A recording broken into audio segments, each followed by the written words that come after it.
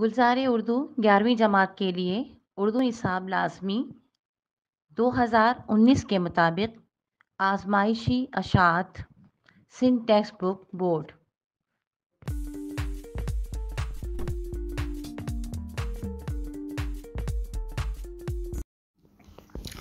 خواجہ حیدر علی آتش، پیدائش 1778 فیض آباد، وفات 1848 لکھنؤ۔ تصانیف: کلیات آتش، غزلیات، حاصلات تعلم۔ یہ غزل پڑھ کر طلباء نسبتاً طویل کلام کے اہم نکات، مصرے یا شعر یاد رکھ سکیں۔ 2.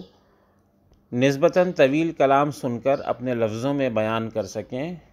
3. غزل میں رموز اوقاف کا درست استعمال کر سکیں۔ 4. حسن تعلیل کی تعریف کر سکیں۔ غزل نمبر 1۔ سن تو سہی جہاں میں ہے تیرا فسانہ کیا، کہتی ہے تجھ کو خلق خدا غائبانہ کیا۔ زیر زمیں سے آتا ہے جو گل سو زر بکف، قارون راستے میں لٹایا خزانہ کیا۔ اڑتا ہے شوق راحت منزل سے اسپ عمر، مہمیز کہتے ہیں کسے اور تازیانہ کیا۔ طبل و علم ہے پاس نہ اپنے ہے ملک و مال، ہم سے خلاف ہو کے کرے گا زمانہ کیا۔ آتی ہے کس طرح سے میری قبض روح کو، دیکھو تو موت ڈھونڈ رہی ہے بہانہ کیا۔ یوں مدعی حسد سے نہ دے داد تو نہ دے، آتش غزل یہ تو نے کہی عاشقانہ کیا۔ غزل نمبر 2۔ چمن میں رہنے دے کون آشیاں نہیں معلوم، نہال کس کو کرے باغباں نہیں معلوم۔ اخیر ہو گئے غفلت میں دن جوانی کے، بہار عمر ہوئی کب خزاں نہیں معلوم۔ سپرد کس کے میرے بعد ہو امانت عشق، اٹھائے کون یہ بار گراں نہیں معلوم۔ کھلی ہے خانہ صیاد میں ہماری آنکھ، قفس کو جانتے ہیں آشیاں نہیں معلوم۔ چھٹیں گے زیست کے پھندے سے کس دن اے آتش، جنازہ ہوگا کب اپنا رواں نہیں معلوم۔ فرہنگ: خلق خدا، لوگ، غائبانہ، غیر موجودی میں۔ ضرب کف: صنعت حسن تعلیل ہے، اپنے ہاتھ میں سونا لیے۔ قارون: ایک نہایت ہی امیر شخص جس کے خزانے کے 40 گھر تھے۔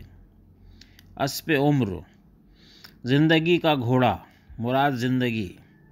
مہمیز: سوار کی ایڑی میں لگی ہوئی لوہے کی کیل یا نوکدار آلہ۔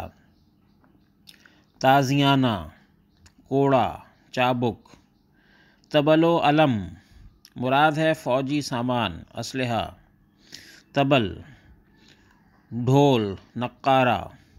علم: جھنڈا، پرچم۔ نہال: خوش۔ باغبان، مالی۔ بار گراں، بھاری بوجھ، مراد ذمہ داری۔ قفس، پنجرہ۔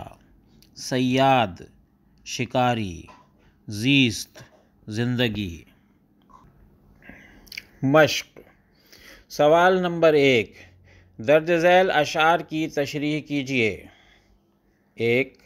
اڑتا ہے شوق راحت منزل سے اسپ عمر، مہمیز کہتے ہیں کسے اور تازیانہ کیا۔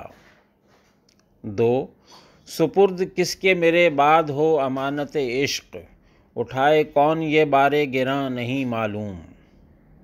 سوال نمبر 2۔ درج ذیل اشعار کے محاسن کلام بتائیے۔ 1۔ زیر زمیں سے آتا ہے جو گل سو زر بکف، قارون راستے میں لٹایا خزانہ کیا۔ 2۔ چمن میں رہنے دے کون آشیاں نہیں معلوم، نہال کس کو کرے باغباں نہیں معلوم۔ سوال نمبر 3۔ درج ذیل اشعار میں مناسب جگہوں پر رموز اوقاف استعمال کیجیے۔ 1۔ پھر کوئی آیا دل زار، نہیں کوئی نہیں، راہ رو ہوگا کہیں اور چلا جائے گا۔ ڈھل چکی رات بکھرنے لگا تاروں کا غبار، لڑکھڑانے لگے ایوانوں سے خوابیدہ چراغ۔ سوال نمبر 4، درج ذیل الفاظ و تراکیب کے مفہوم کی وضاحت کیجیے۔ طبل و علم، نہال، صیاد، خلق خدا، اسب عمر، مدعی۔ سوال نمبر 5، درست جواب پر صحیح کا نشان لگائیے۔ 1، لفظ مہمیز کے معنی ہیں: الف، بڑی میز، ب، مہمانوں کا کمرہ، جیم، جس لفظ پر حمزہ ہو، دال، گھوڑے کی رکاب۔ 2، خانہ صیاد کہتے ہیں: الف، شکاری کے گھر کو، ب، قید خانے کو، جیم، دھوکے باز کو، دال، تباہی کا گھر۔ 3، طبل و علم پاس ہونے سے مراد ہے: الف، جنگ کے لیے تیار ہونا، ب، صاحب اقتدار ہونا، جیم، طاقتور ہونا، دال، ہتھیار موجود ہونا۔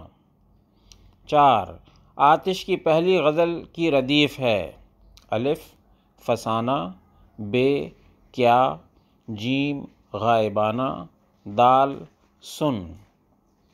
5، دوسری غزل کی ردیف ہے: الف، کیا معلوم، ب، خدا معلوم، جیم، نہیں معلوم، دال، نامعلوم۔ سرگرمیاں۔ طلباء 2 گروپوں میں تقسیم ہو جائیں گے۔ ایک گروپ کسی اخبار یا رسالے کی کوئی نظم یا غزل منتخب کر کے سنائے گا۔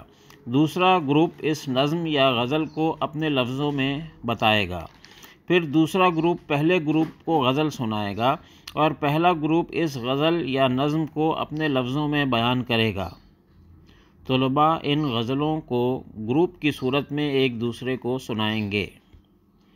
برائے اساتذہ، طلباء کی سرگرمیوں کی حسب سابق نگرانی، ضروری اصلاح اور مشقی سوالات حل کرنے میں مدد کیجیے۔ ہمارے اس چینل کو لائک کیجیے، شیئر کیجیے اور سبسکرائب کیجیے تاکہ اسی طرح کی مفید ویڈیوز آپ کو ملتی رہیں۔